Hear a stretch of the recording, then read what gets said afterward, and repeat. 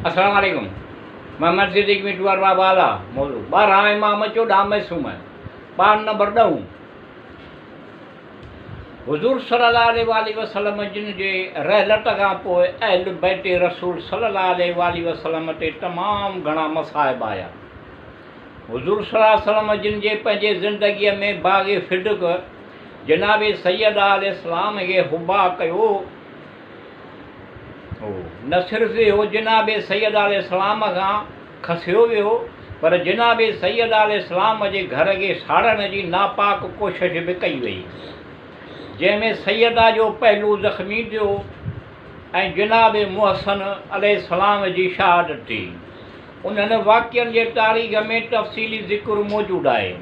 हुज़ूर सल्लल्लाहु अलैहि वसल्लम जे रहलत खां पोइ मुसलमाननि जनाब सैयद अलैहिस्सलाम खे एतिरो त रंजायो जो पाण हिकु ख़ुतबे में फ़रमायाऊं त ऐं जॾहिं परवरदिगार आलम पंहिंजे नबीअ जे क़याम लाइ पैगम्बरनि जी राहत सरा ऐं चूंडियल हस्तियुनि जी आरामगाह खे पसंदि फ़रमायो त पोइ तव्हांजे दिलनि में निफ़ाक़ जा कंदा फुटी आया। दीन तव्हांखे जेका पोशाक पहिराई हुई उहा लीड़ूं थी चुकी आहे। हा, ए गुमराह जेके कंहिं सबब जे करे ख़ामोश हुआ, हाणे उन्हनि जूं ज़बानूं बि हलण लॻियूं आहिनि ऐं कंहिं आहिनि ऐं कुझु बेनंग वटां माण्हुनि बि कंध खणणु शुरू कयो आहे।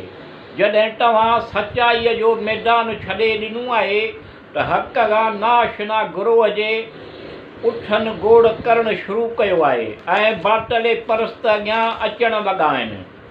शैतान पंहिंजे पनाह गाह मां कंधु कढी तव्हांखे पुकारियो ऐं अक्सर माण्हू उन जे आवाज़ ते डोड़ी पिया ऐं आख़िरकार सभिनी उन खे पंहिंजो मंज़ूर नज़र बनाए वरितो, जंहिंजो नतीजो इहो निकितो जो हिन तव्हांखे पंहिंजे वेझो आणे वरितो ऐं पंहिंजे हलकड़ाइप सबबि तव्हीं उन जा बणिजी विया।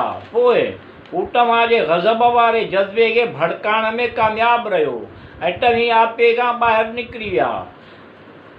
ॿियनि जे उठनि ते निशान हणी उन्हनि खे फॿाइण लॻा ऐं पराए घाट खे पंहिंजो घाट सम्झण लॻा।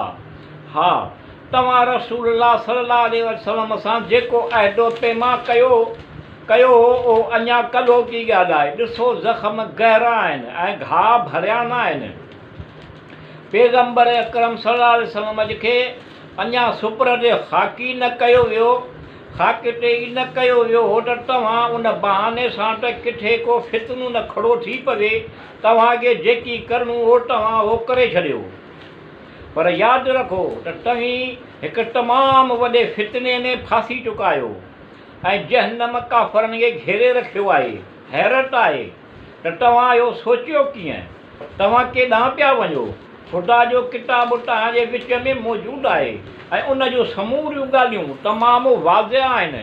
क़ुरान जा समूरा फ़रमान रोशन, उन जूं निशानियूं चिटियूं ऐं अमर नही जा समूरा क़ाइदा वाज़िह आहिनि। पोइ बि तव्हां ज़िंदगीअ जे उन आइन खे पसे पुश्त छॾे ॾिनो आहे। तव्हां क़ुरान खां मुंहुं फेरे वरितो आहे या हाणे उन खां बग़ैर ई फ़ैसिला कंदा।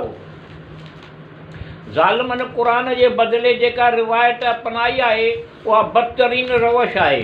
जेको इस्लाम खां सवाइ कंहिं ॿिए निज़ाम खे अपनाईंदो इहो हरगिज़ क़ाबिल क़बूल न हूंदो ऐं जेको ईअं कंदो उहो आख़िरत में वॾो नुक़सानु खणंदो।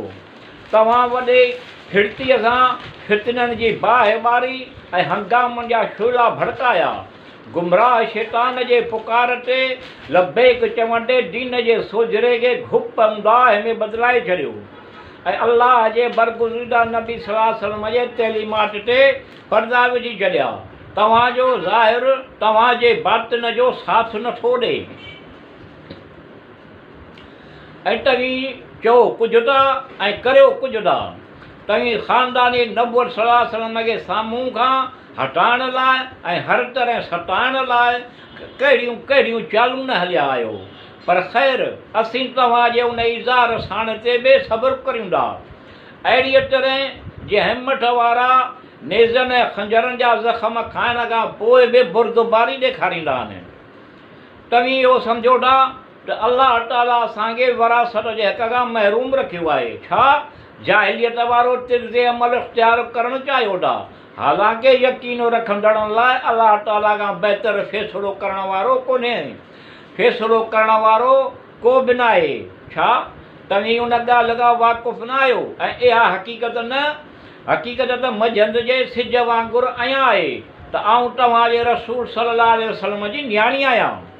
किताब सिद्दीक़ अल कुबरा ऐं फातिमा ज़ोहरा अलैहिस्सलाम जा बसीरत अल ख़ुतबात। हुज़ूर सल्लल्लाहु अलैहि वसल्लम जिन जे रहलत खां पोइ कंहिं बि जनाब सैयदा खे मुस्कुराईंदे न ॾिठो।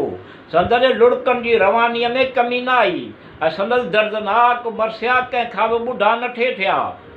जनाब सैयदा अलैहिस्सलाम जा पुरसोज़ लफ़्ज़ दिलि खे लोॾींदड़ मिसकीननि में वेढ़िजी फिज़ा में पखिड़िजंदा रहिया ऐं बावजूदु साबरा ऐं शाकिरा हुजण जे बि नेठि शिकायत जा लफ़्ज़ संदनि लबनि ते अची विया।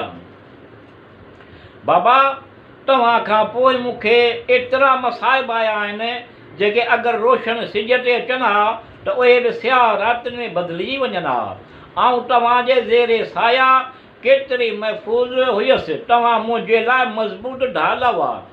बाबा, तव्हां त दीन इस्लाम थियो छो जो तव्हांजे वसाल सां उहो माण्हुनि जे नज़रनि में मुज़मिल थी वियो आहे। जनाब सैयदा अलैहिस्सलाम जे मजरूह दिलि जी इहा पुकार जॾहिं फिज़ा में बुलंद थींदी हुई त हवा बि उन्हनि नोहनि में शामिलु थी वेंदी हुई। पखियुनि जूं ॿोलियूं फ़रियाद में बदिलिजी वेंदियूं हुयूं। सिज जी रोशनी झकी थी वेंदी हुई ऐं दरो दीवार मां मातम जूं सदाऊं ॿुधण में ईंदियूं हुयूं। ईअं महसूसु थींदो हो ॼण सॼो मदीनो कंहिं आसमानी आफ़त जे ज़िद में आहे। माण्हू उन्हनि खे क़यामत जा आसार सम्झी घरनि मां निकिरी ईंदा हुआ ऐं औरतूं घरनि जा कमकार छॾे रुअंदियूं पिटींदियूं जनाब सैयदा जे घर हलियूं ईंदियूं हुयूं। अहले मदीना पंहिंजे सुकून ऐं आराम जे रुख़्सत थियण ऐं पंहिंजे ज़िंदगीअ में ॾुखनि जे हिन आमेज़श खे घणो वक़्तु बर्दाश्त न करे सघिया ऐं कुझु ॾींहं खां पोइ वफ़द जे सूरत में जनाब सैयदा अलैहिस्सलाम जे दरवाज़े ते पहुता। हज़रत अली अलैहिस्सलाम हिननि खां अचण जो सबबु मालूम कयो त चयाऊं, या अली अलैहिस्सलाम बिन्ते रसूल सल्लल्लाहु अलैहि वसल्लम जे गिरिया ज़ारीअ सां असांजे रातिनि जूं सुकून ॾींहं जो आराम रुख़्सत थी वियो आहे।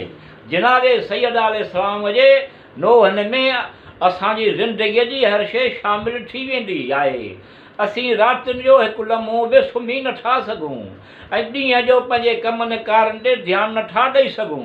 तव्हीं दुख़्तरे रसूल सल्लल्लाहु अलैहि वसल्लम खे उनजे असांजे पारां गिरियो ज़ारीअ में कमीअ जी गुज़ारिश करियो। हज़रत अली अलैहिस्सलाम थधो साहु खणी फरमायो त तव्हीं बिन्ते रसूल सल्लल्लाहु अलैहि वसल्लम खां रूअण जो हक़ बि खसियो था त ईअं ई सही आउं तव्हांजो पैगाम खेनि पहुचाईंदुसि। माण्हू हलिया विया त हज़रत अली अलैहिस्सलाम जिन घर आया। जनाब सैयदा जी अखियुनि मां लुड़कनि जी बरसाति जारी हुई। हज़रत अली अलैहिस्सलाम अहले मदीने जी शिकायत जो साणुनि तज़किरो कयो।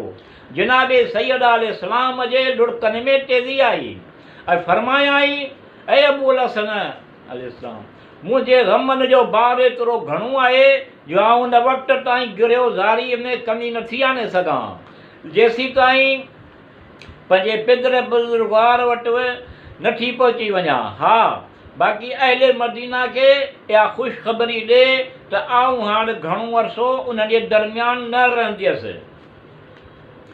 हज़रत अली अलैहिस्सलाम जे अखियुनि मां बि लुड़क जारी थी विया ऐं पोइ पाण अलैहिस्सलाम उन ई ॾींहुं जन्नतुल बक़िया में वञी हथनि सां हिकु हुजरो तइमीर करे उनखे बैतुल हुस्न जो नालो ॾिनऊं। पोइ जनाब सैयदा अलैहिस्सलाम रोज़ानी पंहिंजे ॿारनि खे गॾु वठी बैतुल हुस्न में हली वेंदी हुई ऐं सॼो ॾींहुं संदसि आहो ज़ारी जूं सदाऊं बैतुल हुस्न जे दीवारनि सां टकराइजंदियूं रहंदियूं हुयूं। जनाबे सैयद अलैहिस्सलाम जा रोशन ॾींहं तारीख़ रातिनि में बदिलजी विया हुआ। संदन ॾींहंनि ऐं रातियूं इबादत इलाहीअ खां पोइ रसूलुल्लाह सल्लल्लाहु अलैहि वसल्लम जे यादि में गिरियोज़ारी कंदे गुज़रण लॻंदियूं हुयूं।